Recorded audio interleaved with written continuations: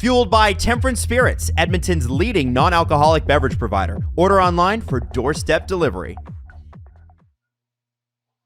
Oilers fans, this holiday season, there is a lot to celebrate. And Temperance Spirits has you covered, curating the best non-alcoholic beverages to keep the party going into the new year. As a small Edmonton-based business, Temperance is rooted in community and bringing people together. Available online, enjoy fast local delivery to your doorstep in the greater Edmonton area. Whether you're hosting this year's holiday party or looking for the perfect gift, Temperance Spirits is your go-to source for celebrating without the buzz. To make your holidays brighter, order your favorite non-alc drinks at www.temperance-spirits.com and score a festive 15% off with the discount code SDPN. This season, let the Temperance Spirits online store be your secret to scoring a merry and festive celebration. You can stay connected with them at Temperance Spirits on Instagram and Facebook.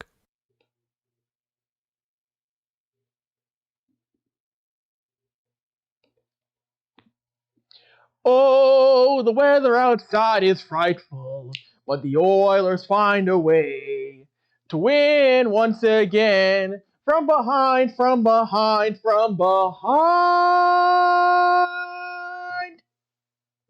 Welcome back to Game Over Edmonton. It's your boy Avry here. The Edmonton Oilers finish off their New York City area road trip with a 4-3 win over the New York Rangers in New York. Okay, enough singing tonight. Enough singing. A big come-from-behind win for the Oilers, and a game in which it looked like, once again, it was going to be another Jonathan Quick masterclass against the Oilers. It was not the case. Edmonton gets some big goals from the likes of Warren Fogle, Evander Kane, Ryan McLeod, helped blow things open as Edmonton comes back. Edmonton will go into the Christmas break victorious before they head out on the road once again on their West Coast road trip to end 2023. As always, if you like the SDPN content, like Game Over, please, as always, like, subscribe, share the comment, tell your friends, tell your enemies, tell your frenemies what's going on here on SDPN, on Game Over. You know, we love pouring our heart and souls into making Game Over shows fun for all of you to consume after every Oilers game, Flames game, Jets game. You have it. We got it covered for you. And I see the chat's already hopping. People are already in here having fun. I'm happy. You know, I love coming in here and hosting Game Over Edmonton when it's a much, much happier affair than the early season we saw this team having losses in bunches. So now we've got the usuals in the chat here. MGD's in here. Luke's in here. Good to see the usuals in the chat. So let's get into things here on this game as we wrap up, as we end things before the Christmas break. And yes, I'm very holiday themed with the good old-fashioned reindeer ears here on the chat tonight.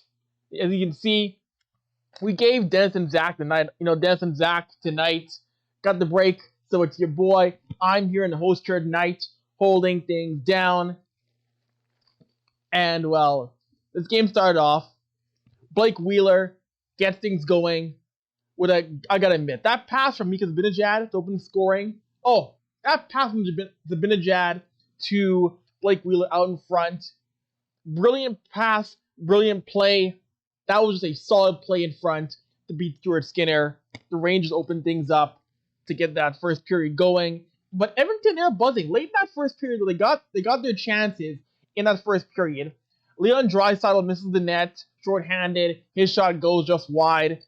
That was a bit of a frustrating situation, which Dry had a great look, couldn't finish. And I'm sure Oilers fans were thinking, oh, geez, here we go. It's going to be a tough night when that doesn't go for Draisaitl. But it is what it is. Still great to see him get a chance there. Short-handed. That period ends 1-0. And it could have been 2-0. That could have been a 2-0 game as on the Rangers power play. Stewart's hitting the mask, shakes the mask off, strap comes undone. The Rangers score on the rebound, but that play is waved off. A bit of luck for the Oilers for that to happen. Of course, you don't want to see a goalie get in the mask, but at that time, the timing for the Oilers was good. To see that mask come off, of course, a goalie's mask comes off, play's blown dead, no goal. So that was a situation which there was a bit of luck for the Oilers to see that puck go in, yes, but play's blown dead because, hey, it isn't 1945 anymore. You can't have a goalie play maskless. That was a bit of a lucky situation for the Oilers there as Rangers didn't convert on that power play. And that first 40 minutes was really, yes, the Oilers had great chances, but Jonathan Quick turned back the clock. Jonathan Quick turned back the clock to 2011, 2012 for that first 40 minutes where he just went supernova, denying really anything in tight, denying anything from any Oilers shooter, no matter who it was, for the bulk of that game. And that was a frustrating thing to see, no matter if you were a top six forward, bottom six forward, a defender. Quick was just doing whatever he could to keep that puck denied out of his net. But speaking of the puck, yo, the Madison Square Garden ice, the MSG ice tonight.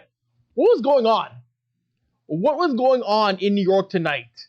That puck was bouncing like a tennis ball up and down that ice. You didn't really see many clean plays for the first 40 minutes from either the Rangers or the Oilers. That ice surface, and Louis mentioned on the broadcast, Louis and Jack mentioned it, how in New York, it's never really been known to have the best ice in the league, but tonight was bad. Tonight was clearly awful. Like, holy smokes. What was happening there? The puck just was not sitting flat, and you were just seeing mayhem as these teams traded chances back and forth in that period. That was a tough look in many aspects, I felt, in that game. And yeah, I'm seeing here the comments here. Yeah, the fight back was amazing. The fight back from this team, the resiliency on both nights, first against New Jersey and now against the Rangers. That resiliency of this team showed me a lot. And this team wasn't going to sit back. This team didn't hang their heads and say, "Oh, this game's over." The ability to fight back for a full 60, I thought was very impressive. The fact that this team kept getting traffic on quick. The fact that this team still kept on finding ways to get into the Rangers zone was a big thing to just really try and wear down what New York was bringing. That's a good, MGD. MSG is one of the busiest venues in North America. That's a good point. Yeah, no, that's actually a really good point, MGD, is that you gotta think that the fact that Madison Square Garden gets used by so many different things, not just hockey, plays into the fact that the ice hasn't ever really been a great surface, because you've got the NHL, you've got the NBA, you've got concerts, you've got events going on. And then when the season extends, like, say, for example, when the Rangers have, say, a deep run, or you got the potential for, in a very quick span, the NHL, NBA, and the WNBA using that arena on top of concerts, on top of events in a short period of time. So that facility gets used almost every single day of the year in New York City. So yeah, it makes sense as to why that playing surface isn't the best when it comes to how much use that arena gets. It isn't like Edmonton where, yes, there's concerts, yes, there's events in Rogers Place, but there's very limited dates when it comes to non-hockey events in that building. Yes, you got the Oil Kings and Oilers, but there isn't a ton when it comes to anything else besides hockey. I mean, no basketball team, there's no basketball in that building. The Edmonton Stingers play in the Expo Center. The Stingers don't play in Rogers Place. So there's not much else in terms of sporting events that go on outside of hockey in Rogers. So, or most NHL cities, really, for that matter, outside of Toronto, and maybe Montreal when you do get NBA. I mean, but either way, point being, that barn gets a lot of work in New York. That's the main point. It is the game in which, full credit to Stuart Skinner. I know this game ended 4-3, but again, those were 2 late goals for the Rangers that made it look closer than that third period really was. But Stuart Skinner made some really big saves in tight to keep the Oilers in things. And again, we talk about, this team needs Stuart Skinner to step up. This team needs Skinner to make the big saves to keep this team in games. And tonight, Stuart played great tonight. In large part, this was a game in which you were impressed by the efforts of Stuart Skinner robbing guys like Curated, right? Robbing Benajad in tight for the most part. In that second and third period, Stuart Skinner made quite a few big saves from high danger areas. So this is a game in which you're satisfied with the play of your goaltender, and you're watching that first and second period thinking, geez, Skinner's doing his best out here. You want to see the boys give him some run support to show their appreciation for his play in Edmonton end of the ice, because he really kept his team in the game when it came to denying the Rangers both at 5-on-5 and when the Rangers had the man advantage. So seeing Stuart make some big saves like that was really nice to see. Really big play from Skinner tonight. I see David W. David's here. What's up, David? How you doing, sir? Again, all the regulars for Game Over Edmonton are here in the chat, talking, having a good time. Love to see it. And right there, MGD mentioned Stuart had a 9-12 save percentage. And yeah, if you can get that, if Stuart can give you consistent goaltending of save percentage of over 900, if Stuart can consistently give you 900 goaltending or better, this team will be in good shape. You just need good goaltending. You just need okay to good efforts from this team, and the forward core will do the rest for Edmonton. And Luke mentioned Skinner made a big save on a 2-on-1 that helped a lot keeping Edmonton in this game. So I was very impressed with the efforts from Stuart tonight. And again, yes, McDavid didn't score, Dry didn't score, but you got to give full credit to, again, Edmonton got scoring from other areas tonight.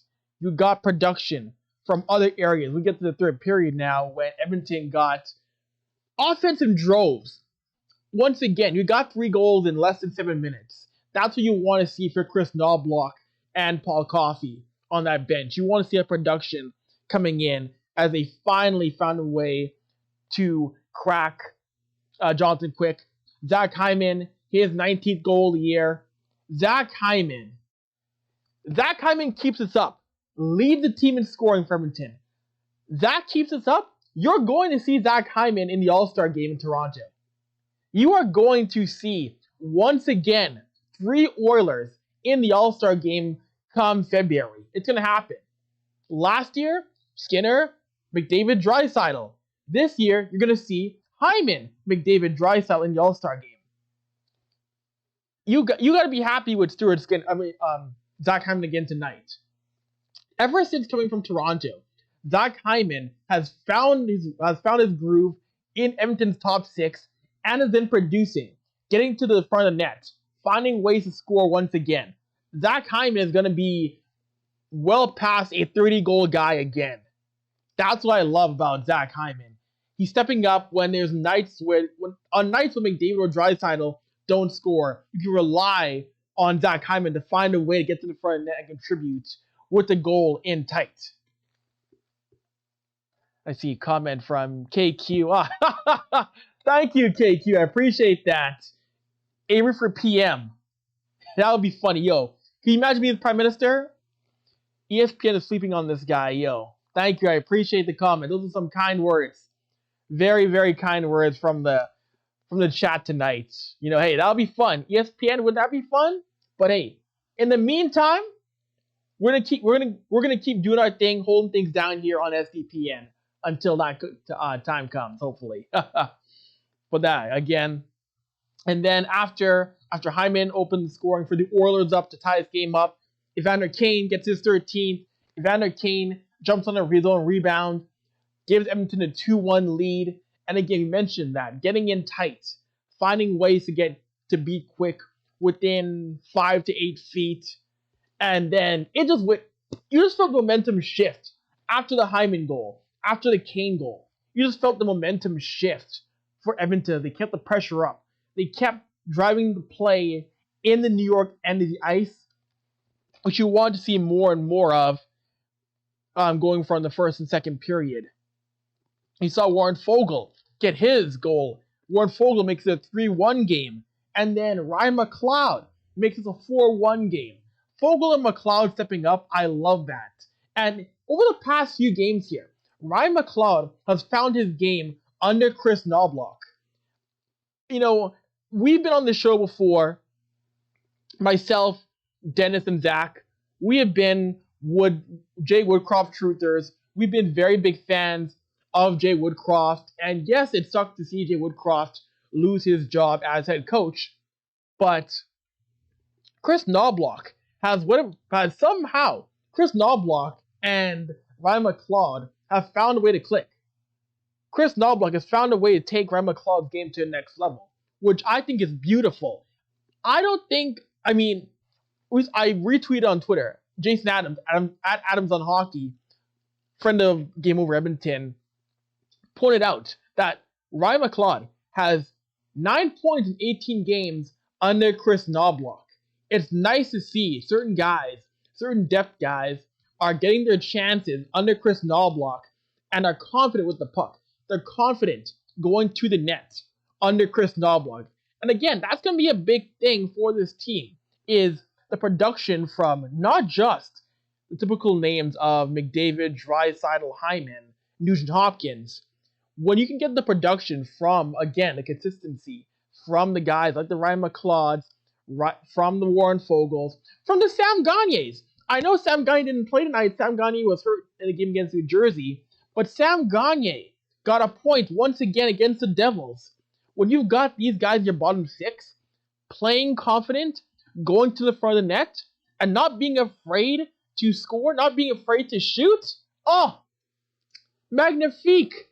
That is what you want out of a well-rounded bottom six. That's what you want out of your guys beyond one line. If you can get guys outside of the top 9 or top 6 consistently producing, consistently finding ways to score, you're golden. You are golden. And if you can get consistent goaltending that's at 900, this Edmonton team, and yes, there's still work to do. There's still plenty of work to do to catch up to the likes of a St. Louis, of an Arizona. You should be in good shape. You really should be going forward. So now Edmonton has some time off for Christmas. Guys are going to go home for a little bit, So enjoy the holidays, have Christmas dinner. Then I assume there's probably going to be, and we'll know soon, there's probably going to be like maybe a day back in Edmonton to regroup, have one practice, and then they're going to go out west to California to end the year.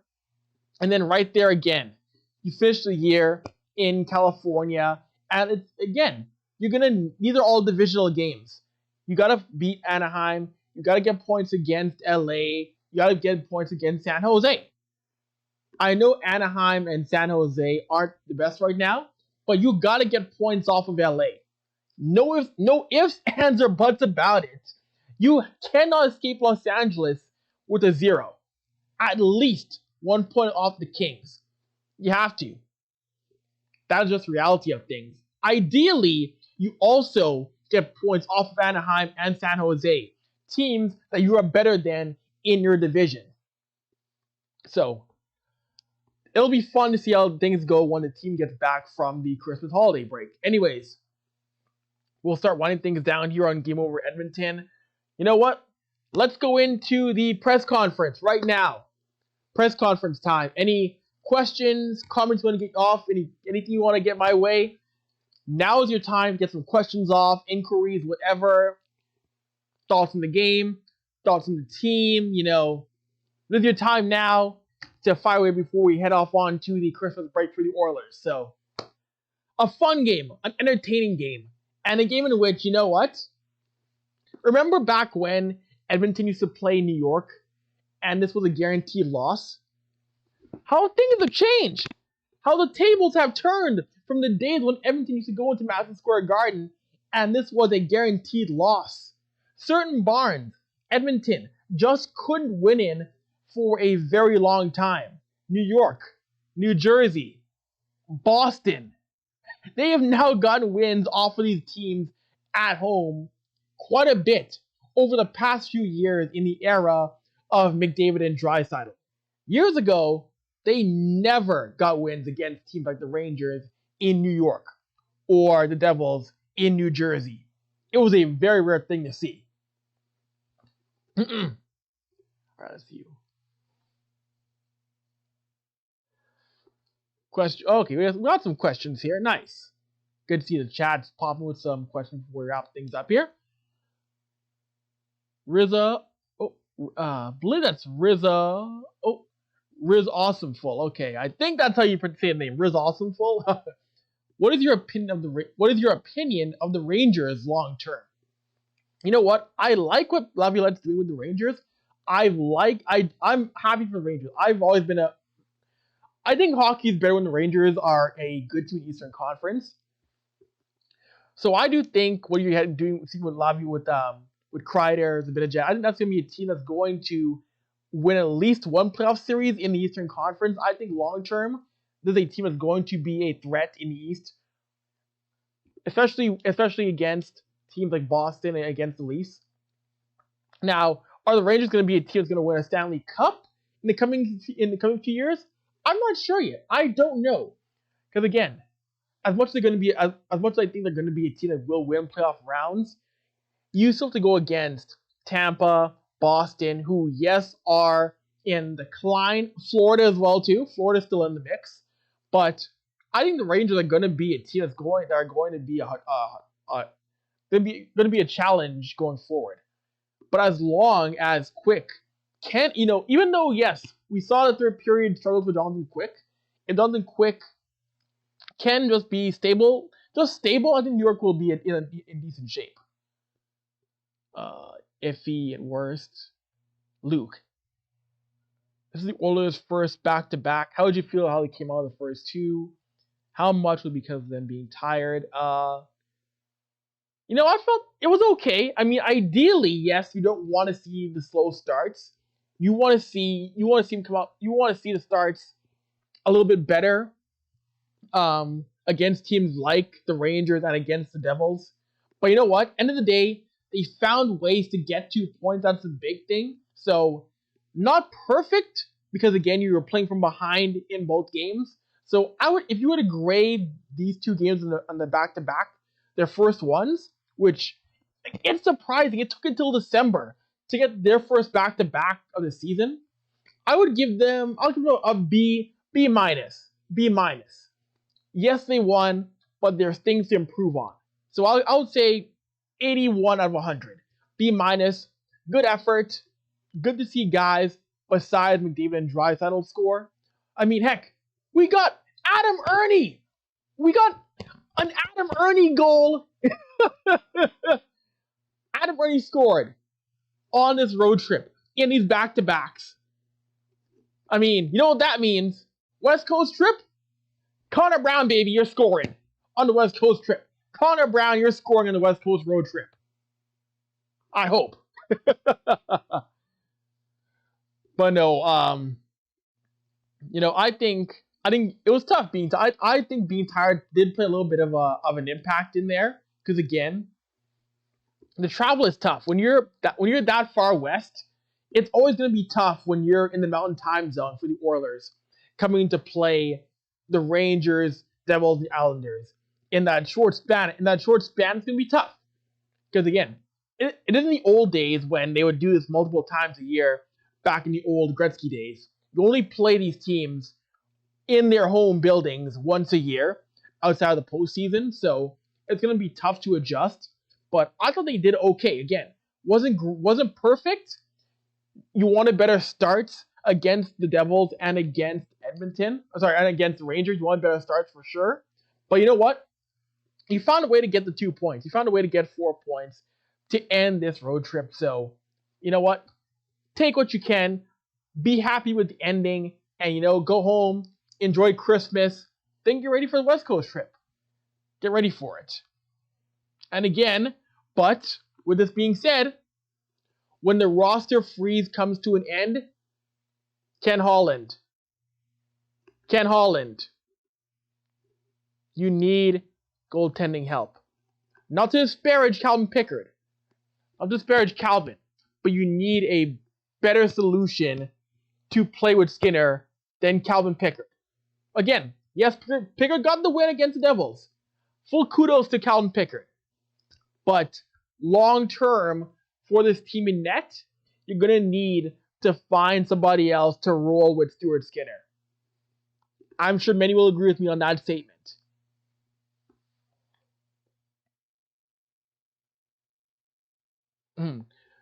Another question here, MGD. What else? I think it's safe to say we Oilers need goaltending help.